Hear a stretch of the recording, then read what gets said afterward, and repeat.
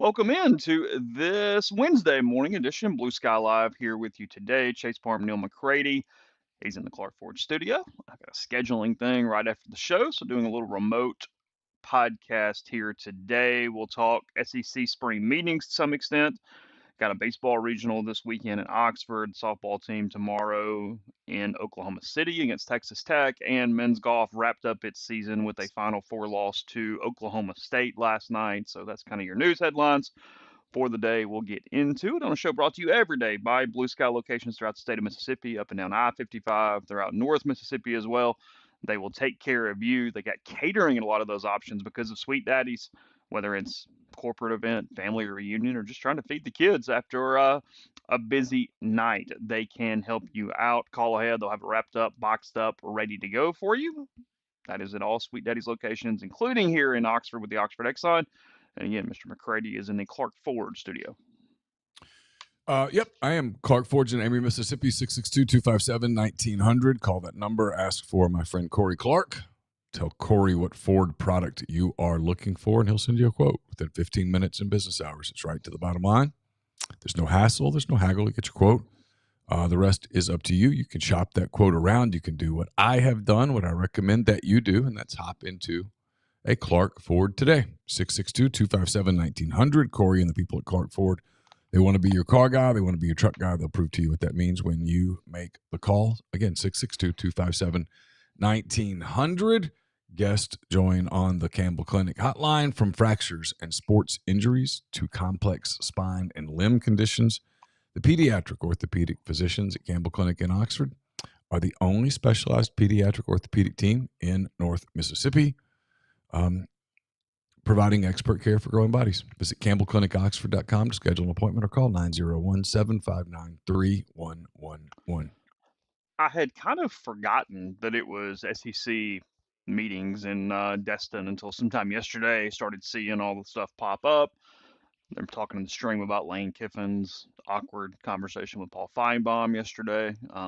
There from the beach.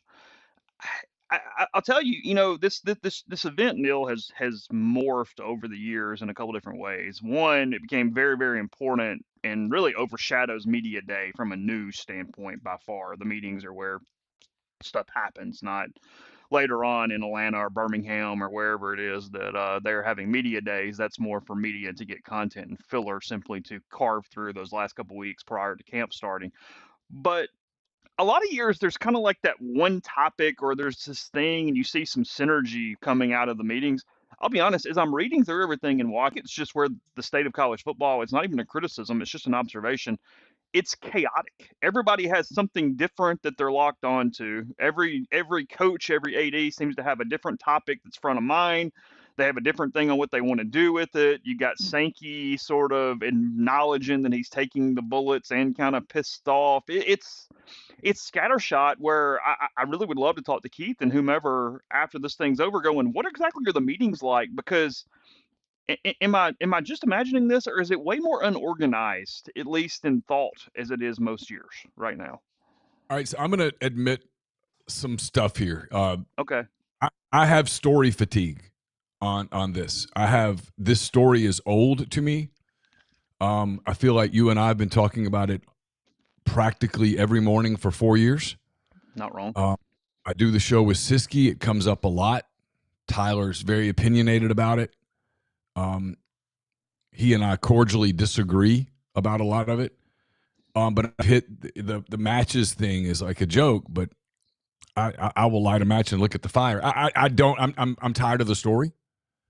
I don't think they're anywhere closer to fixing it. I have a very strong opinion about it, and I'll admit that I might be wrong, although I'm increasingly believing that I'm right, that they're going to have to figure out a way to be disciplined enough to solve it themselves. And to your point, and I haven't followed it as closely as I guess you have, I've been like, I feel like I got dropped into a beat, and I'm swimming. I'm suddenly covering a baseball team that I haven't covered all year, that I haven't covered in all decade, actually. But I haven't covered college baseball as a beat writer since 2009. So my historical background on covering this team is not good. I don't know any of the players. I actually worked on a story yesterday for rebelgrove.com where I'm kind of learning as I go. I'm like, oh, is that when that happened? Oh, okay. Oh, well, that makes sense. And I'm talking to people and I'm like, oh, okay, well, and then I don't know the people. I've never met Will Furness. I mean, I've in a group setting, but I've never met him. He has no freaking idea who I am. So I've been adjusting to that. My personal fandom is extremely locked into an NBA team right now, like to the extreme. And Do the then Cubs play today?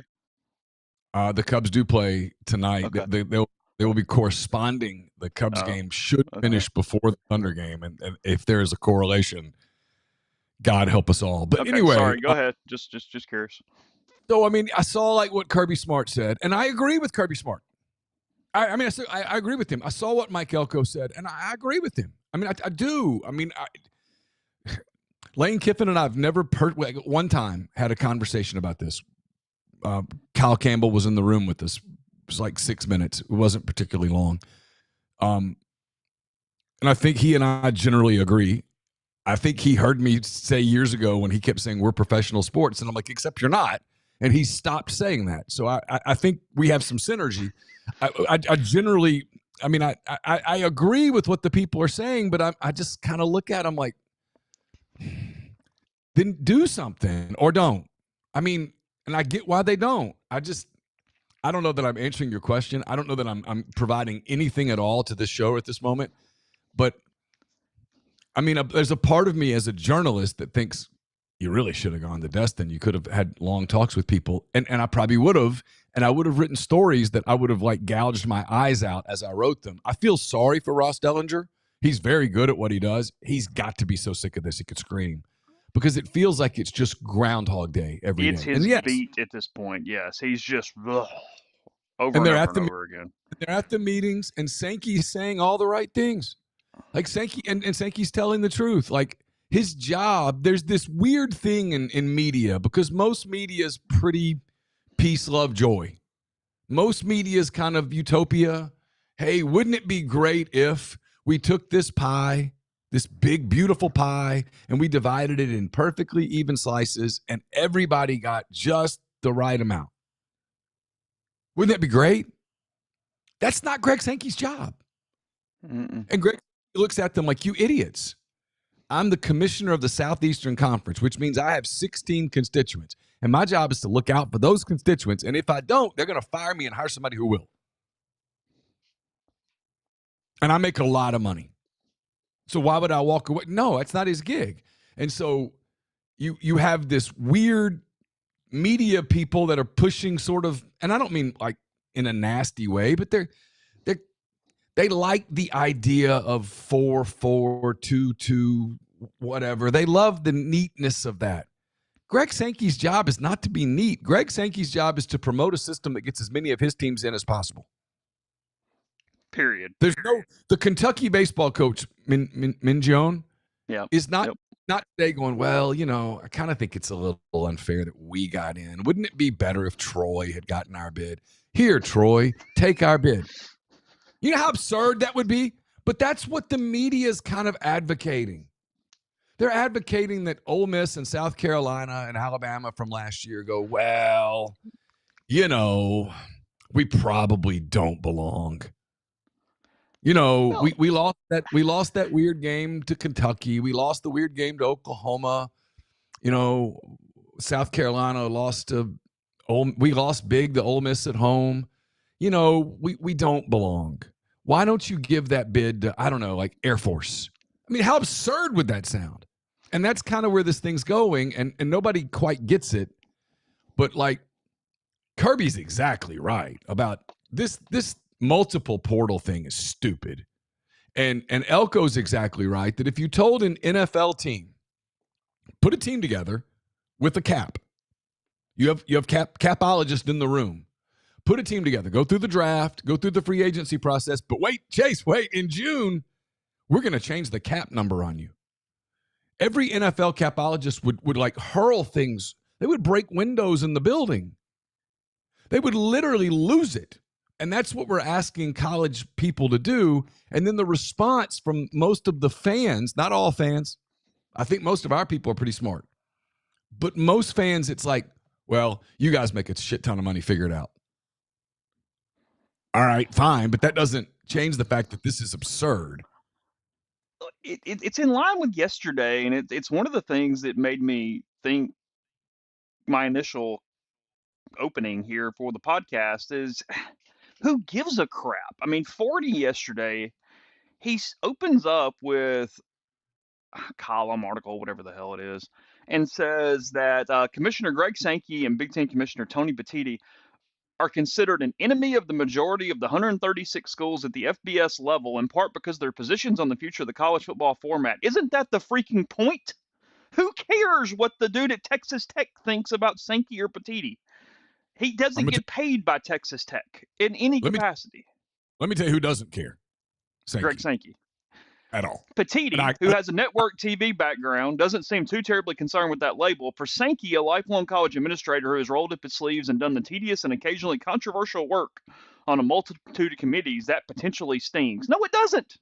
He doesn't give a shit. He doesn't care at all. Pardon my language. Like, he doesn't care. And he shouldn't care. It's not his job. It's not his job. Back. He said, I think I have a responsibility to push, and I think my SEC membership has a responsibility and a desire to push me.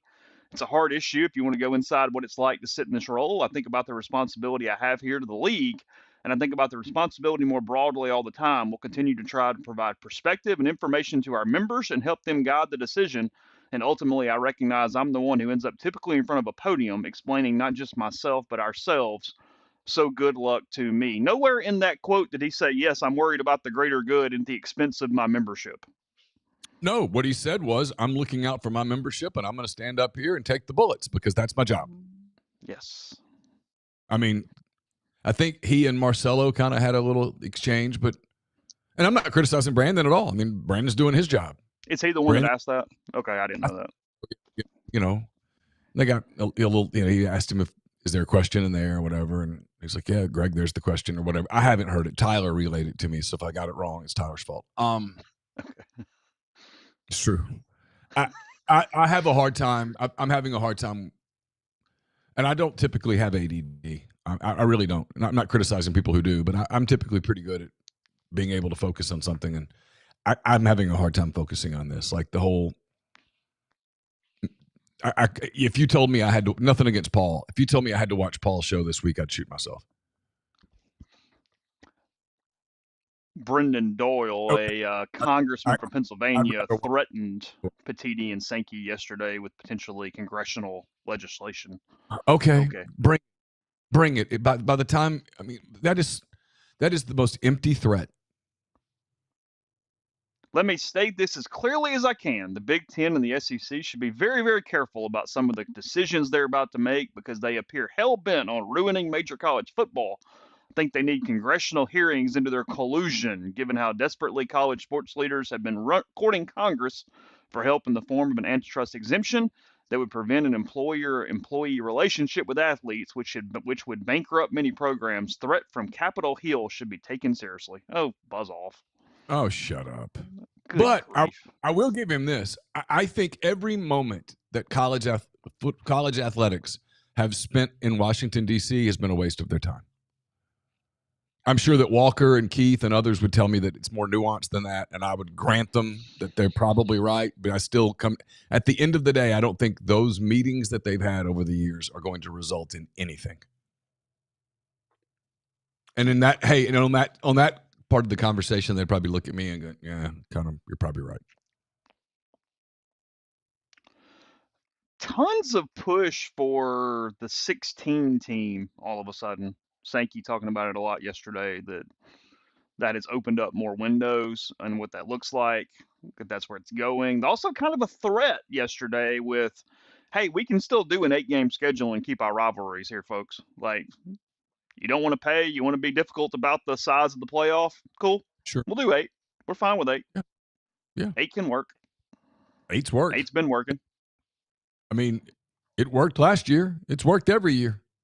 I mean, for the most part, you kept all the rivalries in place. I mean, Ole Miss didn't play Alabama and Auburn.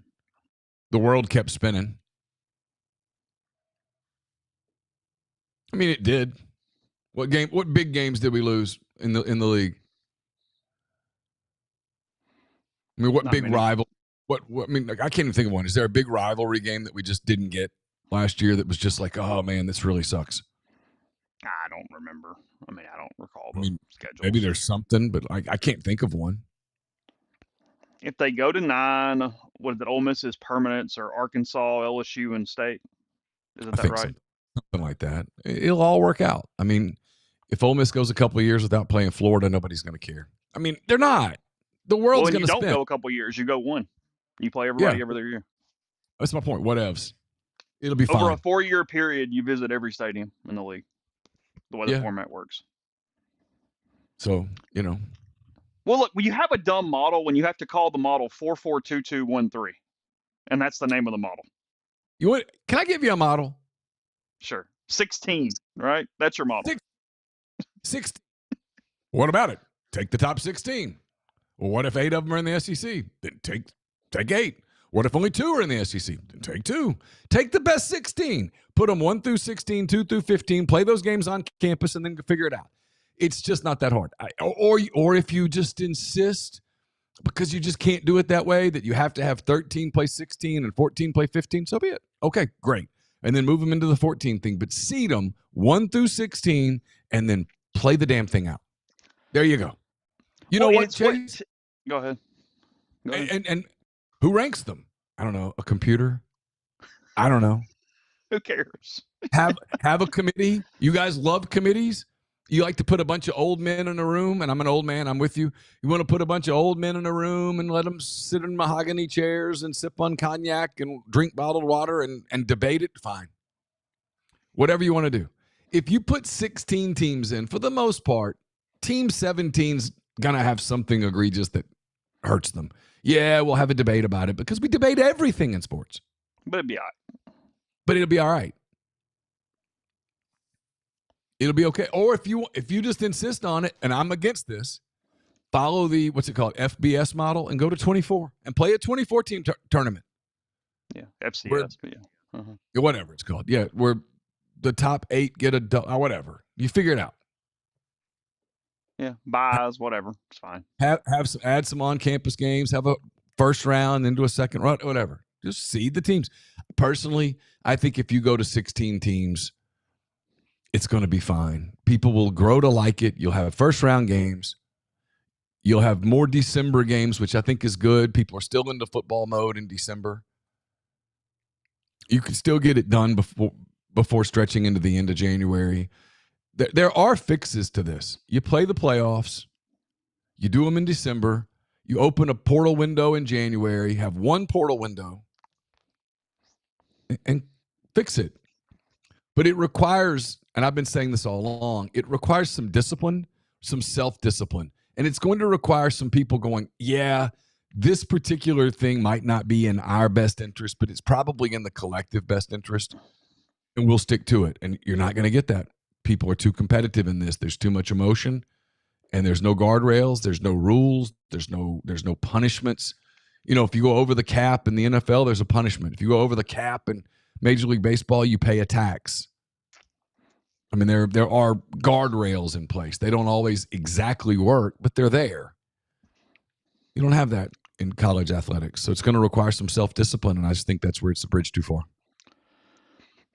Yeah, because what they're, and I guess it was maybe Sankey to an extent. Maybe it was Kirby. I've read so many different quotes in the last day that I'm getting it mixed up on who said what. But the point was they all looked around at the leagues and then what happened in basketball and what's happened in softball and baseball and went, just do that because we're going to get the most teams in.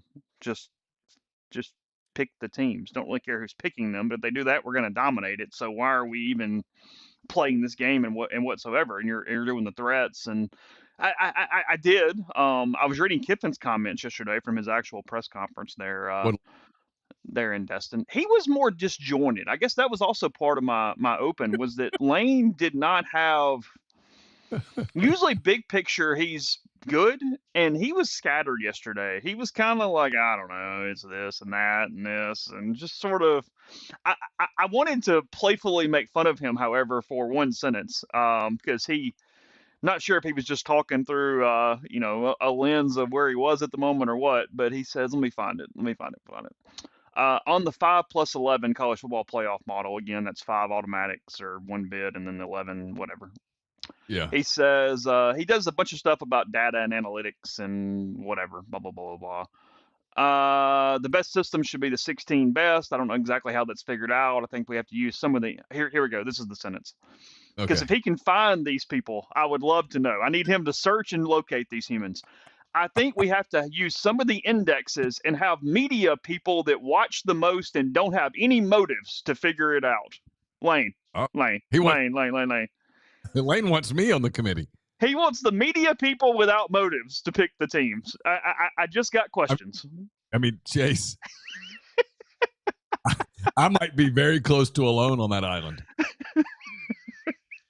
And in all seriousness, here's the problem with that, right? What he just described was me. Yeah. I don't have a team. And yet, if you put me on that committee, what would everyone say? Oh, he's an Ole Miss guy. Because I cover Ole Miss. Well, you got to cover somebody. And it's when I was what he's covering all. actually and what he's actually saying is quit putting the damn administrators on there that are just doing handshake deals. That's what he's actually saying without saying it. It really is not pro media. It's anti administrators on the committee. I mean, That's you what it could is. put you could probably figure out a way to put 8 media members on a committee. Have those meetings completely embargoed from publication until after it's over, and then let them write or talk about what happened in those committees. They'd probably get closer than the administrators because the administrators are compromised. I mean, that's proven all the time when they do the tournaments, right? If Keith Carter were on the NCAA tournament selection committee for pick a sport, any sport, when Ole Miss came up, he has to leave the room. Yeah. Right? Because why? He has to leave the room, but then he has to come back into the room and then tell him, and the other group has to tell someone they did not pick his school. Yeah, we just screwed you guys, just FYI. Yeah, which doesn't typically happen. So it's weird. If you put some media people in there, I mean, you'd have some bias and stuff, but you wouldn't have people that were necessarily compromised. I mean, I could do it. I'm not saying me, but the point is there are some people like me who don't have a team, who watch a lot. I watch a lot of college football. I mean, I could have done a good job with it last year. Doesn't matter. I mean, I mean, yeah, I'd put ULM in that bitch every year, but I mean, other than them, I mean, all jokes aside, I mean, Lane might actually be onto something there. That will never happen. Yeah, talking about the baseball committee this year, they sort of went away from it a little bit. I mean, Southern got the host, but they got the really tough draw, and then Jay Artigas, who's the chair of the committee, Southeastern, the first team left out. I think they almost went completely the other way because it was 2 years ago. There were 6 coin flips in the selections. There were 6 representatives for those schools on the committee, and they all 6 got in or got the host or won the coin flip in whatever way that was described. So I think they were aware of that a little bit as they did the situation at this point. I don't know. Like I said, Lane just kind of answered stuff from there. There wasn't a ton else at I all. did like. I mean, I like this comment to Feinbaum about third string safeties. There are a handful of local people that probably should hear that and understand that was pointed. is it interesting to you that, and Kiffin says he agrees, that they still are talking about the long-term viability might be required for collective bargaining? Because that just changes everything in ways that I'm not sure is fully understood. I mean, Kiffin's answer yesterday, he was asked if he agreed with Danny White on that being the only solution. And he said, quote, probably long term. I think in all these, I feel a little different year to year because things move and change, different state laws. There's just a lot of things in this where there's probably got to be something like that for a while now it's been player friendly with the regulations and rules. Now it's going to come back somewhere in the middle, but it probably needs to because I think you're still going to have a lot of issues for both sides until there are real contracts that have years to them. Those are two different answers, though. Yeah, He I don't. actually didn't answer collective bargaining in a way. This is where had I been advising Lane, I would have said this is one where you might just want to go. I don't know that I know enough about it. I mean, it doesn't Which he matter. does, and he's comfortable doing. Yeah, he kind of gave a little word salad there, which he doesn't typically do. I don't. But in fairness, I'll defend him on the other side of it. No one really knows how to get into that, right? I mean, collective bargaining in sport. Well, in sports, collective bargaining is it's clean because you have a players association that everyone is that is unionized, that has a structure, and then you have representatives for what is essentially an owners organization, and they collectively bargain, and it's understood that the players union will take a proposal back to the union to be voted on.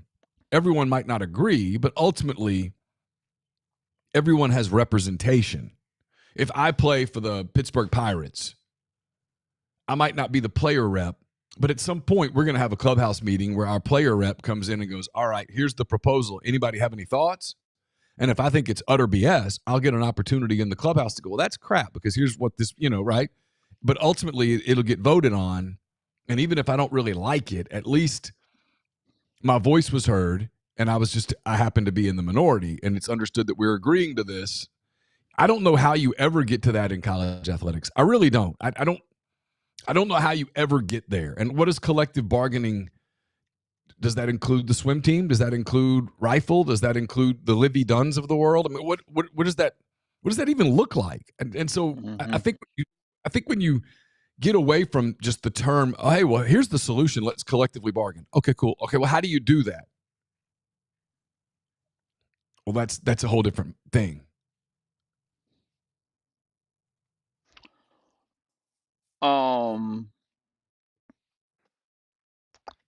It was Kirby, by the way, that said that he wanted a model that would include the most SEC teams possible, pointing to SEC's other sports and the ability to flood the postseason because of the schedule where you had no guaranteed bids in any capacity, just have 16 teams and figure it out. Kirby's for that? Yeah. Mm-hmm. Yeah. I mean, you know what that would lead. And let me tell you who'd win there is the fans. Yeah. The fans would win because you'd get better games. You'd get fewer of these Georgia State games and more good games. Trev Albert's the one guy pushing for the most for automatic qualifiers, but using it as a bargaining chip to play 9 games. There's some talk that Sankey basically is going to go to the other commissioners and go, okay, if you want us to play 9 conference games, then give us all we want in the way we want to do the format. And if you don't want that, we'll just continue to play 8, get the same number of teams in anyway, and y'all keep griping about the fact that we don't play 9 conference games. So your call. Well, look, in any world, the 9 conference games is better than 8. But if you're going to do it, and Sankey kind of made some comment on this, and again, I have not followed this as closely as you have, and I apologize. I should have. I openly admit that. But Sankey said, last year you paid for losing more than you got rewarded for playing hard games. And if that's the case, then there's no incentive to play a 9th game when you could just schedule Mercer. Oh, 100%. Not in any way.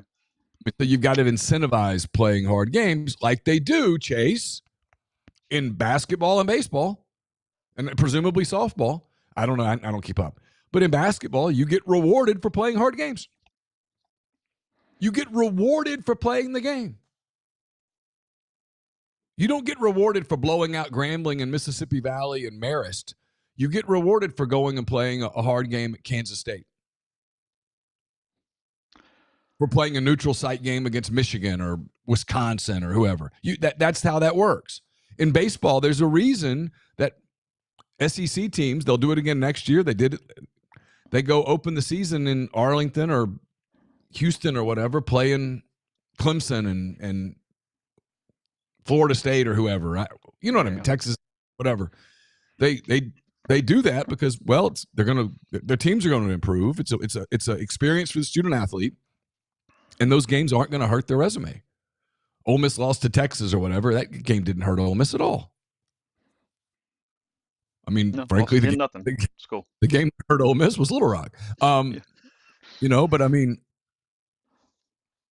if Ole Miss goes and plays, Ole Miss plays at St. John's this year in basketball, a win would be great. A loss isn't going to hurt them. Scott Woodward might have summed it up. The OSU athletics director yesterday telling ESPN there's just a lot of pissing and moaning going on at the meetings this week. Well, I mean, I get it. I mean, it's kind of with you. I think he is fatigued and went, "Oh my God, just pick something." Like, Jesus, this is ridiculous. Well, I mean, what Elko said is exactly right. I mean, this whole house settlement crap, with everybody going, "This is going to happen." I think everyone knows it's not going to happen. But like the prospect of, okay, so we've made all these plans for this budget, and there's a chance that sometime in the middle of June, we're going to be told, no, that's not the number. Here's the number. You wouldn't do that to a pro sport. Oh, no, it's crap. You wouldn't do it.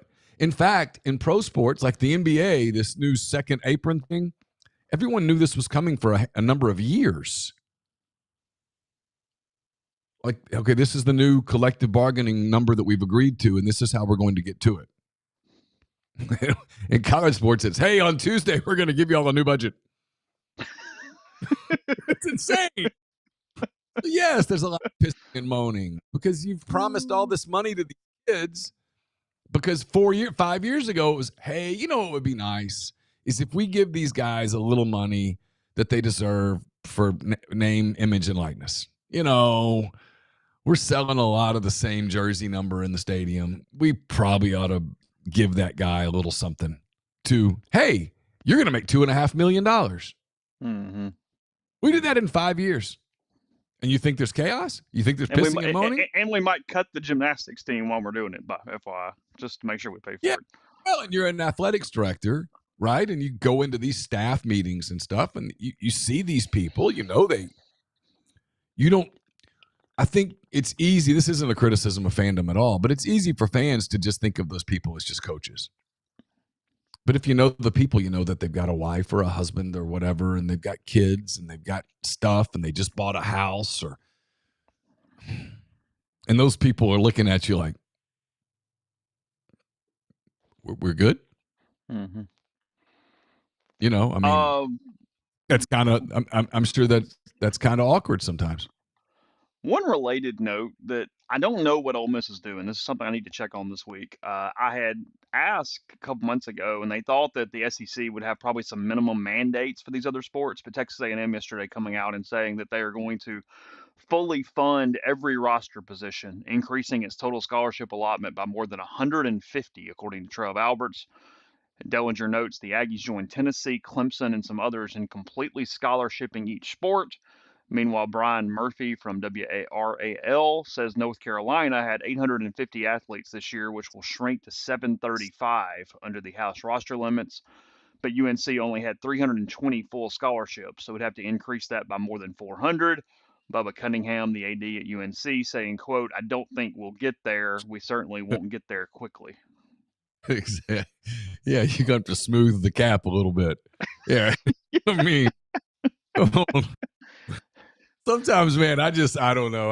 I literally sometimes wonder if these people, and I'm not criticizing. I'm really not. I mean this literally. I wonder if some of the people running college sports, do they follow pro sports at all? And my guess is they don't. I mean, because we're like, hey, we'll just go to this pro model. Have you studied the pro model? Well, no, but it wasn't meant, the system wasn't meant to be this. In no way, shape, form, or fashion. And so again, you are taking this giant square peg and you are trying to cram it into this small hole. And it doesn't fit. It doesn't work. And you're just breaking stuff. It just, I don't know. It's funny to me that they have these debates all the time and nobody ever just comes away from them going, "This is stupid. We can't fix this. This doesn't work." Steve Sarkisian pushing back yesterday on the report that his payroll would be 35 to 40 million for the upcoming season. Quote, it was a little bit of irresponsible reporting. It was one anonymous source that said what our roster was. I wish I had 40 million on our roster. We'd probably be a better team than we are. The idea to think that a lot of other schools aren't spending money to get players. I mean, it's the state of college football right now. It is what it is. Hey, we're fortunate. Don't get me wrong. We got great support. I wish we had another 15 million or so, though. I might have a little better roster. Steve Sarkisian yesterday speaking to whoever the hell he was speaking to. I don't know. And by the way, I agreed with what he said about conference championship games. It sucks that we're talking about taking away conference championship games.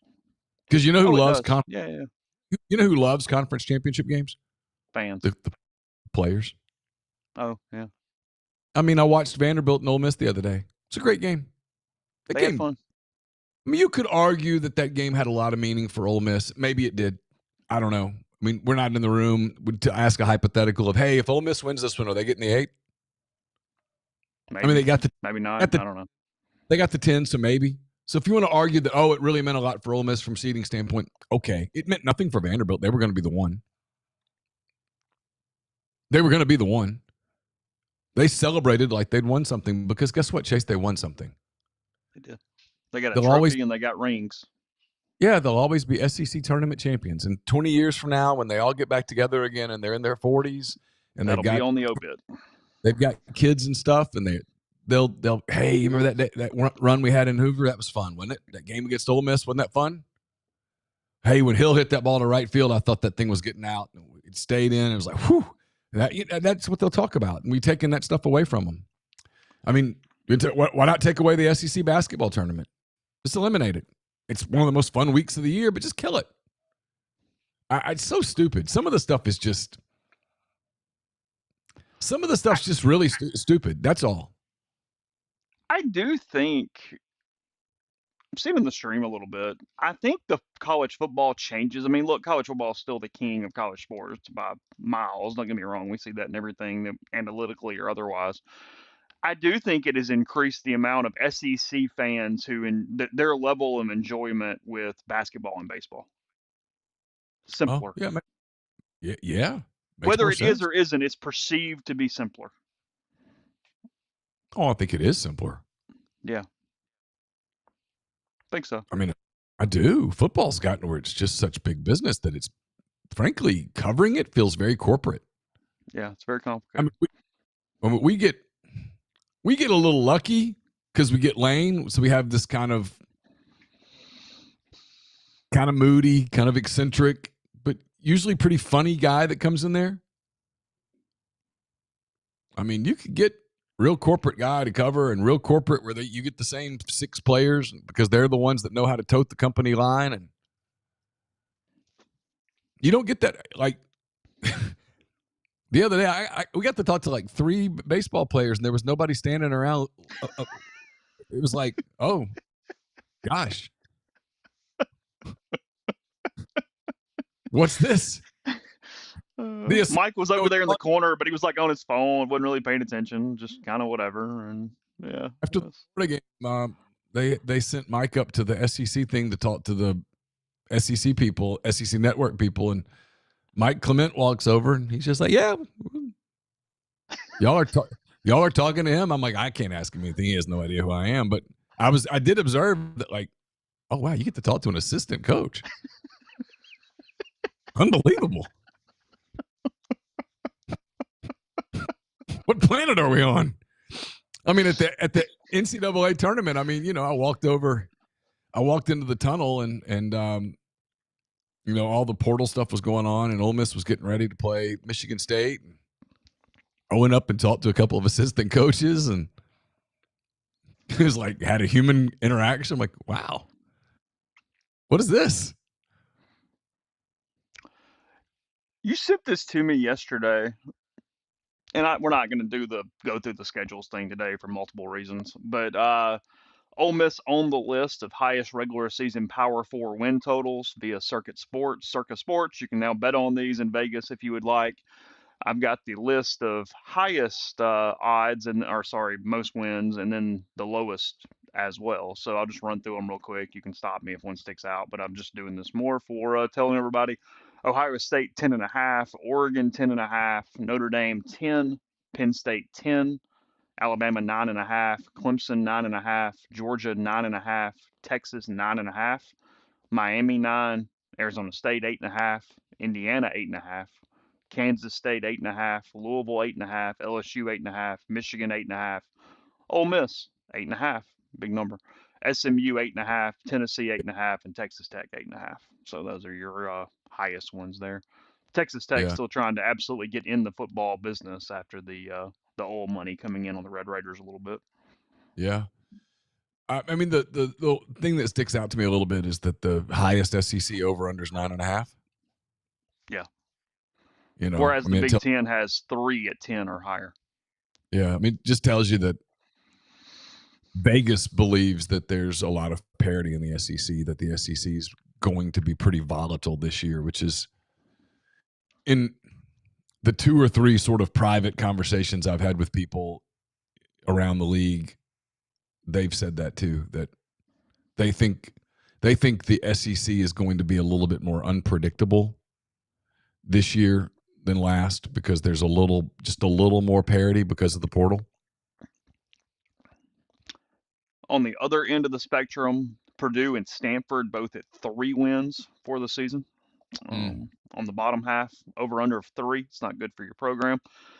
3.5 is the Mississippi State Bulldogs. It's the lowest in the SEC.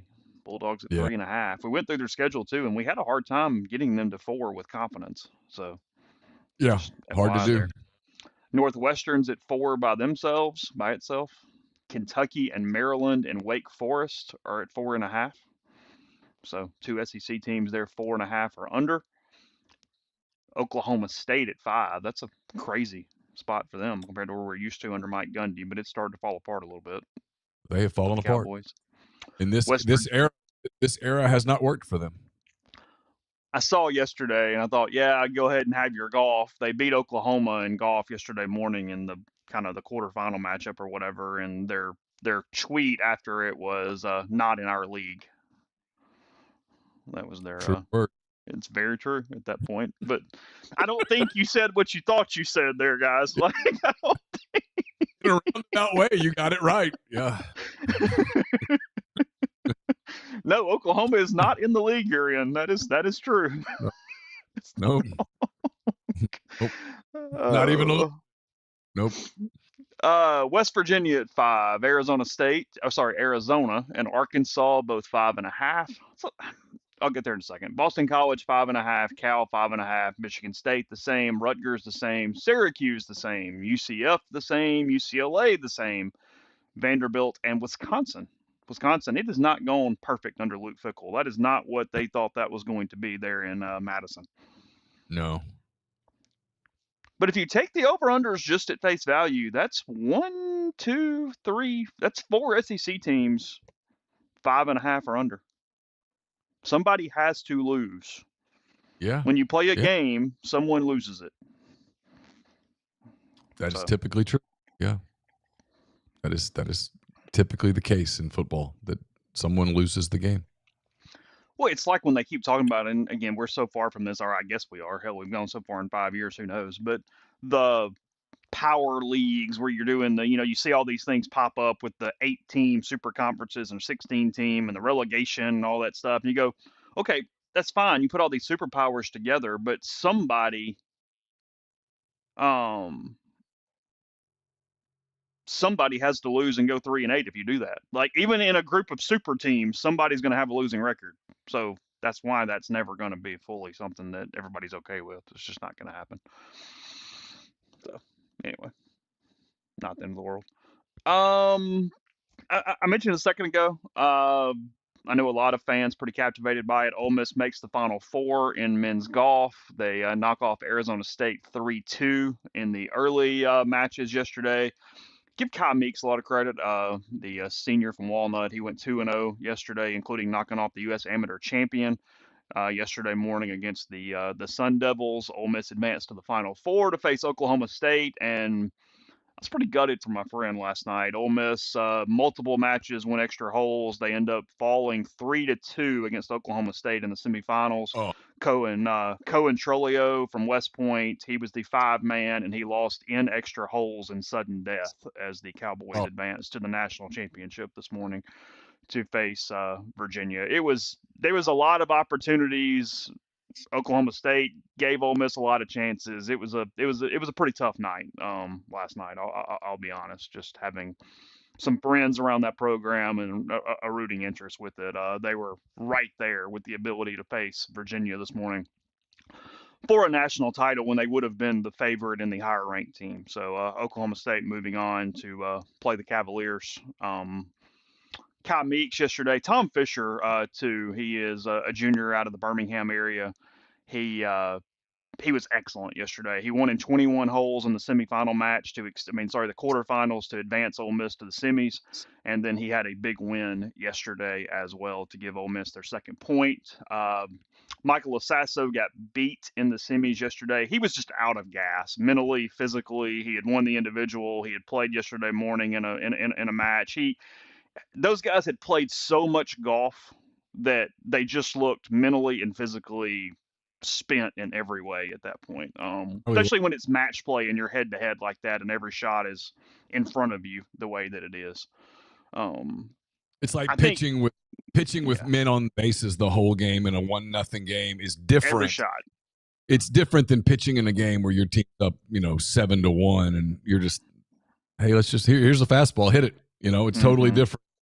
totally different deal. And then I always am reminded of the same thing that the people that I have friends with in sports who say this all the time. Sports are just fickle. I mean, sometimes the difference between being a national champion and losing in the quarters is just, the a gust of wind. Basically, sports are fickle. I mean, it's true, and all the from all the way at the highest level to a high school pursuit of a state Hmm. championships. Just fickle. Yeah. I don't know the situation with players coming back. I don't know what Lasasso is going to do. If he does return, Ole Miss has got 4 of their 5 starters back next season, and they'll be very good again. He again, as mentioned yesterday, he has a U.S. Open invite. He has a Masters invite, but those are contingent on him remaining in school. He has a sponsors exemption into the Rocket Mortgage in July for the PGA Tour event, the first one of his career. But he could go play professional golf easily and find a way onto the PGA Tour. So I don't know what his situation is. Ole Miss did earn an invitation into the East Lake Cup, which is the 4 semifinalists playing a Golf Channel event at East Lake Golf Club in the fall. So they get that by finishing as a semifinalist. But look, it's elevating the program. There's lots of good to come out of that, but in the moment, tough. Really, really, really tough for that group. I know Yeah, Malloy looked like he was having a hard time kind of holding back tears as that thing ended last night. So, justifiably. mm-hmm. You know, um, I mean, when you come really close and you don't quite get there, it's gutting because and I'm not you, the you you'll look back and think if we just this one shot or just this one thing would have made the difference. And yes, that's true, and that's hard sometimes to. It's much easier to get blown out. well, and the it's somebody's fault. They just made a mistake. But the broadcast sort of put an extra level of frustration on Ole Miss fans because there was a hole. There were in extra holes between the Oklahoma State kid and Cameron Tankersley, who was the opening match for Ole Miss. And if he won, it looked very good that Ole Miss was going to win the match and move to the finals. And they went to commercial saying that the kid from Oklahoma State had hit it into the water on the hole, and that Tankersley was in the bunker just to the left of the green. And you went, oh, well, he's in great shape here. He just gets up and maybe even a 2 putt, and they've won the event. They come back from the commercial and say they were wrong. Tankersley had hit it into the hazard as well. And it was like, ah, like everybody's Uh, like, ah, crap. Like that's a whole different deal, and you're playing it through and whatnot. But yeah, anyway, so Oklahoma State, Virginia, moving on to the finals today. They will wrap up the men's golf calendar. Ole Miss all sports over except for 3 for the calendar year. I put up a thing this morning, just kind of going sport by sport on what is probably the best collection of results in program history. Baseball, softball, and track, the three sports that are still the sports that are still going here at this point. Yeah, the kid that beat Oklahoma State, that beat Tankersley for Oklahoma State, he said it was the worst day of his life and the best day of his life on the golf course, and that he was 100% exhausted. He was having a hard time even giving sentences to the Golf Channel after the match, just completely spent in every way. So there's that. You mentioned at the start. You mentioned we had media stuff on Monday, Memorial Day, after they had the announcements. They'll have a media day on Thursday with all four teams that are in Oxford for the regional. So they'll go one by one. I think it's in seed order, best I can tell. So Ole Miss will go first, and then Georgia Tech, Western Kentucky, and Murray State. And you and I had obviously discussed a lot of the logistics around the change that happened a few weeks ago. Has anything kind of shocked you from falling into the baseball beat the last week, 10 days? I just feel like I'm like covering the Saskatchewan Roughriders or something. I mean, I just feel so completely out of place. I'm just swimming.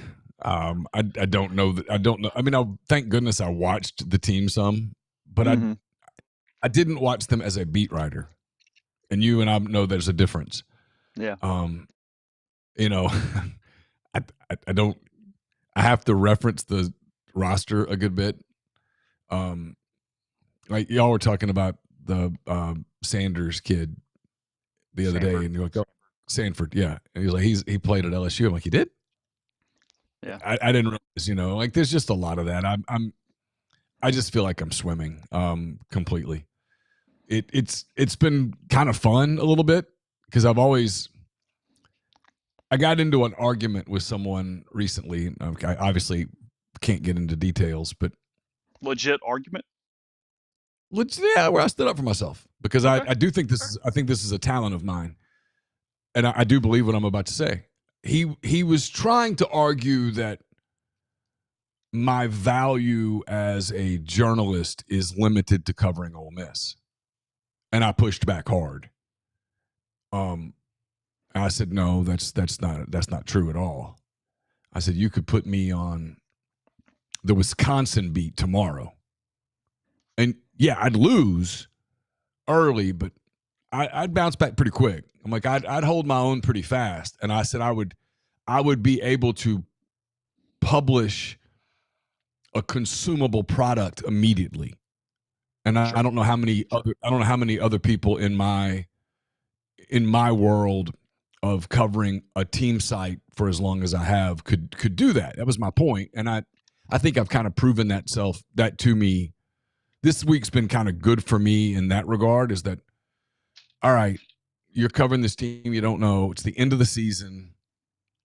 You're not going to go dominate the beat. Not that that's even possible these days, but but you can you put out a product that is consumable? And yeah, for sure. And so that's probably been good for me from a just a little juice standpoint. It probably makes sense to you. It probably doesn't make Mm-hmm. sense to 90% of the people that are listening to this, but that's been kind of fun because I mean like I said the other day, I hadn't been in that stadium in 7 years. I haven't covered that team because you did such a good job covering them for rivals. There was really rarely a point for me to do it. I didn't go to Omaha because I stayed back and did shows on MPW that you joined. I mean, that was, so I wasn't covering that team as a beat writer. I wasn't around them. It's why Bianco made the joke about, oh, McCready's here. This must be something, uh, I mean, stuff like that. So that's been kind of, that part's been fun and challenging at the same time because I just don't know the team in the way that And everybody else on the beat knows the team by the end of the season. And you guys have covered these guys 50 times. I've covered them twice. well, and it's also probably startling because of how laid back it is in a lot of ways and all these different things. But and they're winning. I mean, last year was hard. I mean, everybody was pissed off and struggling, and it was a challenge. But you're seeing when they're they don't have to be amazing. When they're just competent, it's just such an easy place to sort of be around and talk to whoever or whomever, and you're just sort of chilling. And it's Yeah. good in that way, and it's different than any other major sport if you want to classify the three as the major sports, if you will. I mean, it's not in the stratosphere, and a lot of that's credit to Mike. He's cultivated that environment over 2.5 decades where it's fine. There's no issue. I didn't have any anxiety texting him at 6:30 p.m. on Memorial Day on Monday. It's Yeah. fine. Doesn't care. It's cool. Clarify. I mean, I don't abuse it, but he doesn't mind. No, he's So, I've told people a lot over the years, and it's always funny to me because I'll get you'll laugh at this. I get labeled by people as a Bianco apologist, and I'm uh-huh. like, why would I be that? I mean, I like Mike, and our Yeah. interactions are always positive. I mean, I asked about his dad the other day, and I mean, stuff like that. But I don't think either of us would, and I don't mean this in a negative way. I don't think either of us would say, "Oh yeah, he's a good friend of mine." We I don't don't know know. each other. I don't know. I mean, Mhm. we respect one another, I think, but I don't know him uh, the way you probably do, um, naturally. But I've told people this: you're gonna look back on there's gonna come a day where it ends because everything ends, and you'll look back and go, "Wow, what a run! What an incredible, what an incredible run!" And I know you can do the whole should have won more, should have gone to Omaha more, should have what the other teams are trying to. I mean, I don't think people look back on the Braves too much, that period, the Bobby Cox years, and go, man, that sucked. You might look back and go, should have won one more World Series. Winning the World Series is hard. Winning the Mhm. national championship is hard. I mean, at the risk of like making this about, I wish it were any other team in the country. I wish I were not talking about Arkansas and this applied to like Florida. Look how hard this league is. In the last 5 years, Arkansas has won more SEC games than any other team in the league, and they don't have a title. Winning Mhm. a title is hard. Not just haven't won one, but here's a stat for you. Since 2021, I think I'm right on this. Yeah, no, I am. 2021, the SEC baseball teams have won the four straight titles. The runner-ups are four different SEC baseball teams, Yeah. not Arkansas. Yeah. It's hard. If you count Oklahoma as a SEC member for the stat, as I'm doing it, Yeah. eight Yeah. teams currently in the SEC have finished first and second, and it's eight different teams in the last 4 years. Yeah. Yeah. It's that's my point, is it's really hard. And you look at the consistency with which Mike has produced at Ole Miss, his resiliency to come back from two really bad years to produce this team on a year where they lost a lot of high quality players to the Mm-hmm. portal. Um, I mean, Chris Lemonis won a national championship at Mississippi State. I watched it. He did. They did. They gave him the trophy and everything. And 3 years later, he's fired. It's very hard. Even once you get to the top, it's very hard to stay at the top. I mean, Tennessee's taken a step back this year. They have. It might just be a small step back. Might be ready to take a big leap forward. It might just be that but it's really hard to maintain what Mike's done. And you know, people don't like it when you do this, but when he first got here, Ole Miss baseball was not very relevant, and he's made it a No. real thing. He's his attention to detail is almost like a minor league baseball organization where they're like, look, we have to be really good at a lot of things, and I think he deserves a ton of credit for that. I really do.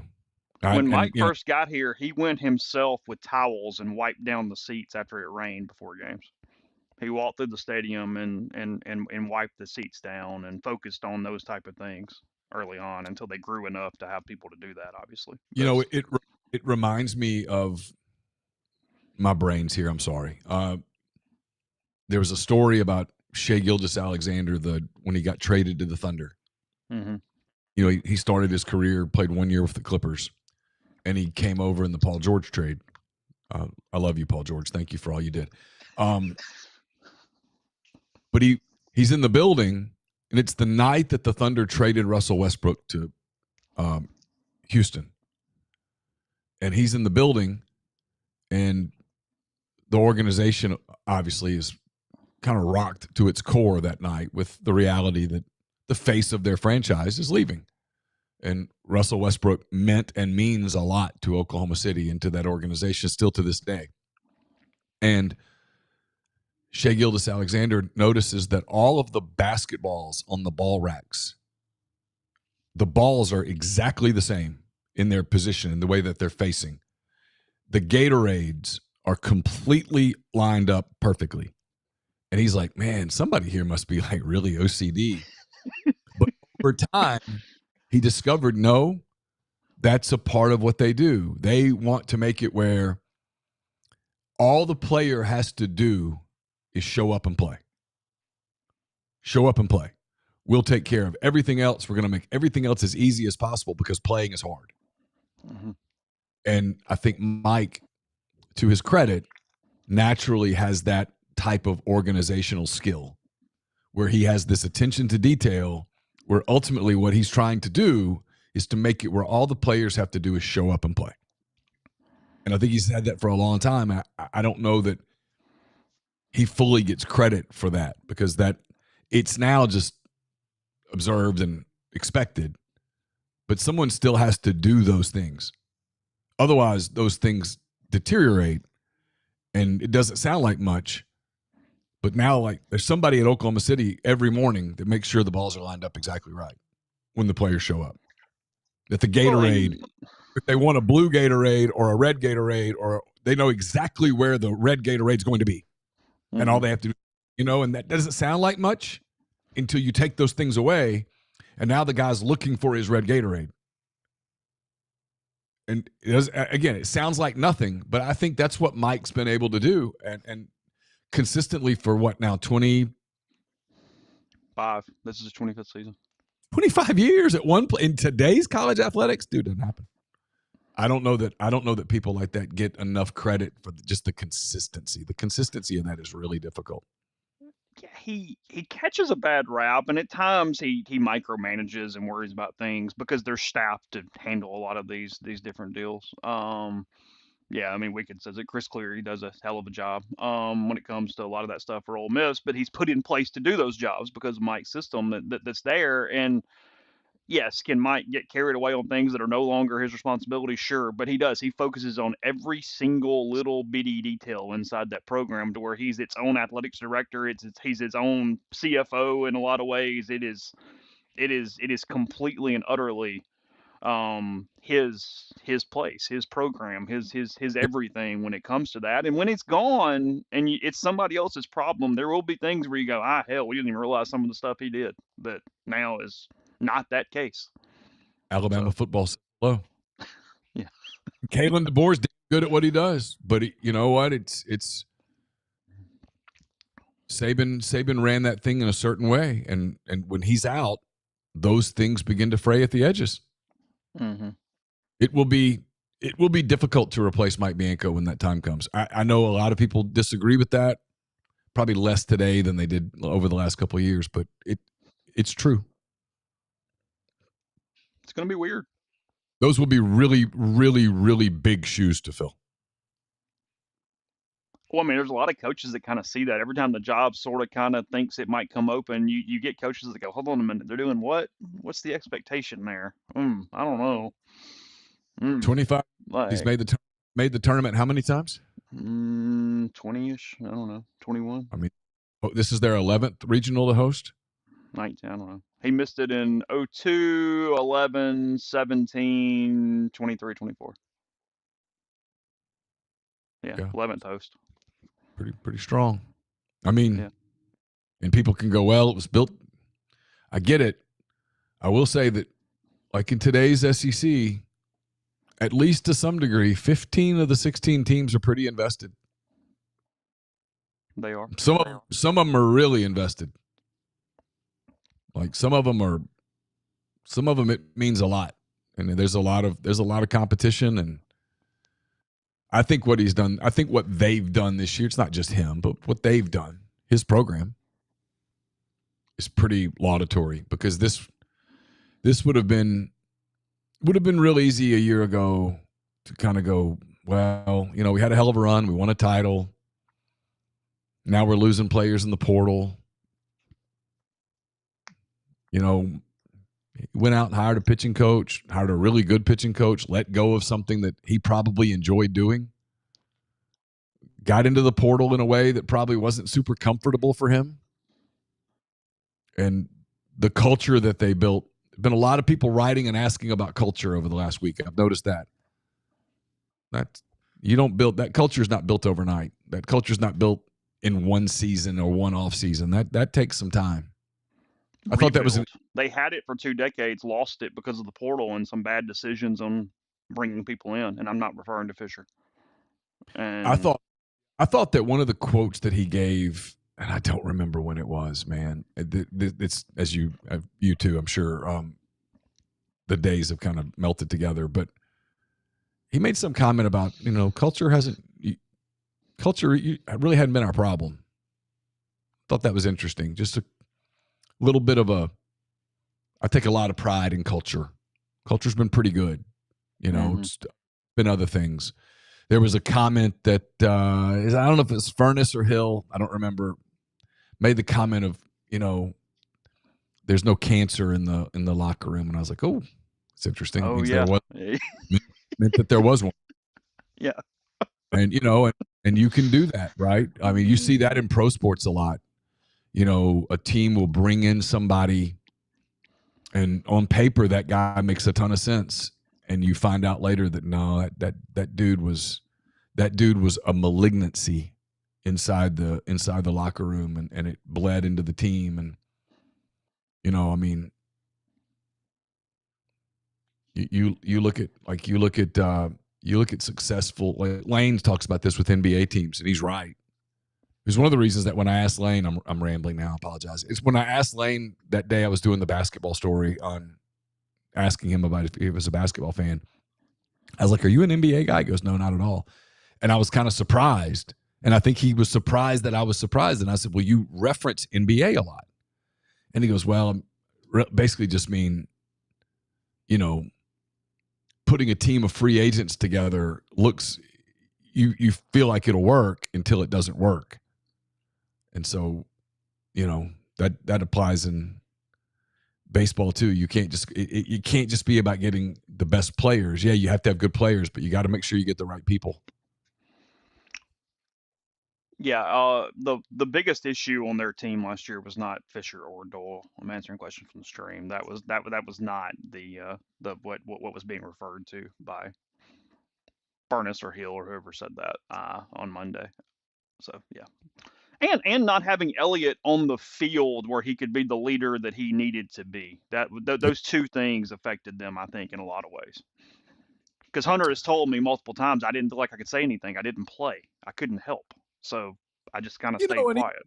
And even though Hunter was probably trying to stay positive, when you can't pitch and you're not out there, you probably, even if you're trying to have good body language, your body language might just be off a little bit. Not where he was the cancer at all. No, hell no. But where guys don't really feel comfortable, they kind of feel bad for you. Yeah. Stuff like that. Like Justin Steele was back in Chicago yesterday. He's had Tommy John. He's got the thing on his elbow and all that stuff. And they kind of just wanted to get him up to Chicago for a week, hanging out with the guys. Cubs are home this week for homestand, and he's been back in Mississippi and by himself. I mean, I'm sure he's got family and stuff, but you know what I mean? He's not playing ball, and he's not hanging with the guys. He's not in the locker room, and kind of gotten in the dumps a little bit. They put him in the broadcast booth for a couple innings last night. He was, talking about his rehab and all that stuff. And, they're trying to find a purpose for him for a little while. It's not because they're going to help the team. They're trying to help him psychologically he plays ball and he couldn't play ball. Hunter couldn't play ball. How's Hunter? 22? Yeah, yeah, 23 sure. years old. I mean, he's not an old man. He's probably spent the majority of his life playing baseball, and suddenly he can't play baseball, and that probably sucked. Um, Last thing, Pacers knock off the Knicks 130-121 last night. Indiana now up 3-1 in that series. So trending toward a very middle America final as Oklahoma City tries to advance tonight. 3-1 there against the T-Wolves. 7:30, the tip on ESPN. Oklahoma City favored by 8.5. Money line plus 280 on Minnesota if you'd like to take a gamble there, and the You, total 220.5 on over you under. know, So 9 years ago tonight. 9 years ago tonight was the Klay Thompson game. I wow, have a chance. I have a chance tonight to get over the Klay Thompson game for the first time.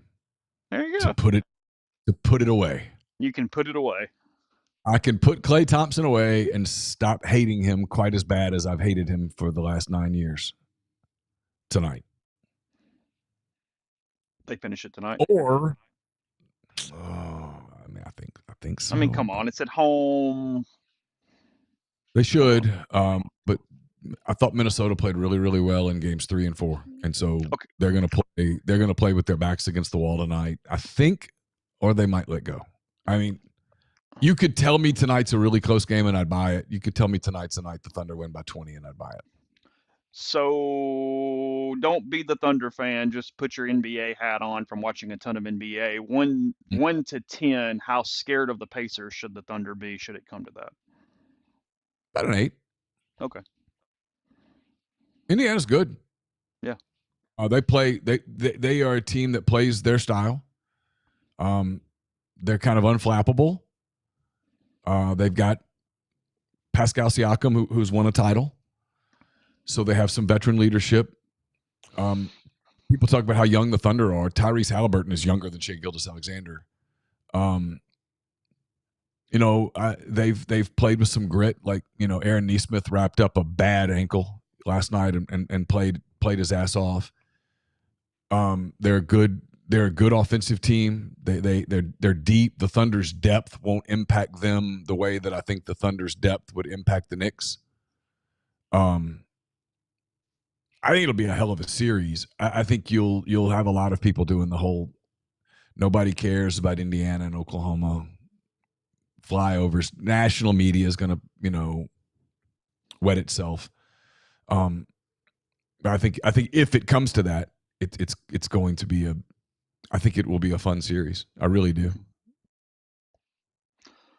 Tonight, game 5, again, Oklahoma City and Minnesota. Again, we'll have more media day coverage stuff going on tomorrow for the baseball regional, and tomorrow night, Ole Miss softball opens up the College World Series against Texas Tech and Najari Kennedy. I think 7:30 is the time on that. Maybe I'm wrong, but for some reason that's sticking in my head as we're having this conversation. So I hope I'm right Oklahoma, as I'm I saying mean that. Texas Tech and Ole Miss. Yeah, yeah, yeah. Is it 7:30? Or did I I thought it dream was. that? Am I wrong? I thought 6:30 or 6 Oh, even. okay. Maybe I was looking at Eastern time too. Hold on. I Let's think I figure that think out. the other day we were looking at Eastern time. The last game is scheduled for 8:30 Central. Oh, really? Okay. Although I Well, don't know if you noticed this, but like that Ole Miss Arkansas Super Regional, those games took forever.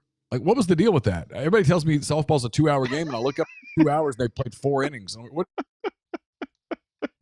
I mean, don't teach me, but the games go fast and then they don't. That's not how you win me over. That is not. That's not how undersell and over deliver, not vice versa. So yeah, you know. I get it. If Six you tell o'clock me on Thursday. 6 o'clock. you tell me this game's going to last 2 hours, I'm counting on it. Yeah. Texas Tech is the 12 seed, and they are 50-12 on the season. Ole Miss, the only non-national seed to advance to Oklahoma City, and they are 42-19. So again, what's going on? Thursday night, 6 o'clock there from OKC. Neil will have complete coverage from Oklahoma City, rebelgrove.com, and we'll be back with more podcasts as the week moves on MPW Digital. So hope you have a great day. Hope you have a good evening. Stay safe, and we'll talk to you again tomorrow.